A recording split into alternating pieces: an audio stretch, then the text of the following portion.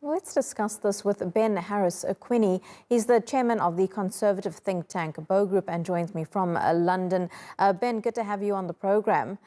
Now, we saw in that story from our reporter that King Charles had met with Liz Truss, the new UK Prime Minister, and other senior politicians on Saturday. How important is all of that to political continuity, or is it all part of British tradition? Well, it's both. It's part of our constitutional necessity that not only a new government effectively has been formed under a new prime minister just a few days ago. That was Her Majesty the Queen's last act, but also that a new monarch has come in, and that monarch is in constant and direct liaison with the new prime minister. That is how our constitution and our government functions in the United Kingdom, as per tradition, but as per the necessary movement of laws and governance of the country. Ben, the Queen was known for not really sharing her views publicly when it came to politics and to certain issues.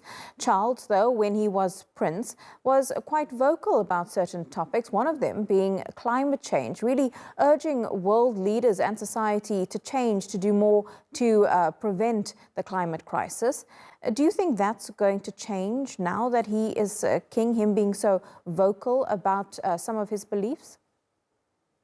I think it was a mistake for him to do so because clearly, by all accounts, it was very likely that he was going to become king, as he now is. He has said that he is going to discard those activism elements of his public role, and I think he needs to do so for the monarch to remain politically neutral. Energy and the cost of living crisis is a huge debate, actually, at the moment, and so positions in it are divisive and political.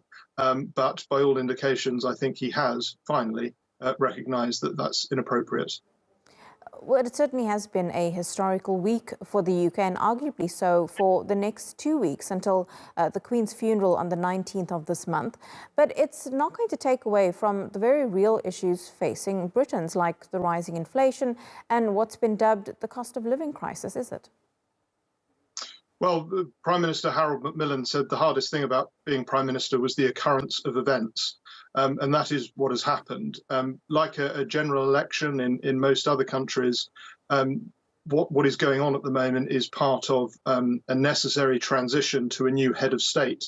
And whilst, of course, like at all times, there are many other things going on, unfortunately, Her Majesty the Queen has passed away. And this is the most important task for our country now, is mourning that loss and welcoming a new monarch.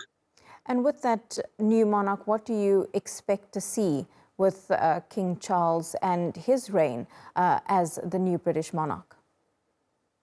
Well, I only hope that he can follow in the footsteps of his mother, who I think acquitted the role not only in entirely fulsome and appropriate way. She served her country with absolute distinction until the last few hours of her life, but also in terms of, I think, the important role she played for the country. It is often talked about that, the politics has taken away the significance of the monarchy, the prime minister, and so forth.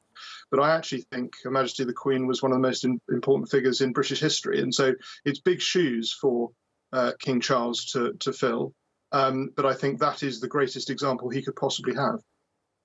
Ben Harris-Quinney, live to us there from London. Ben, really appreciate your time. Thank you so much. Pleasure.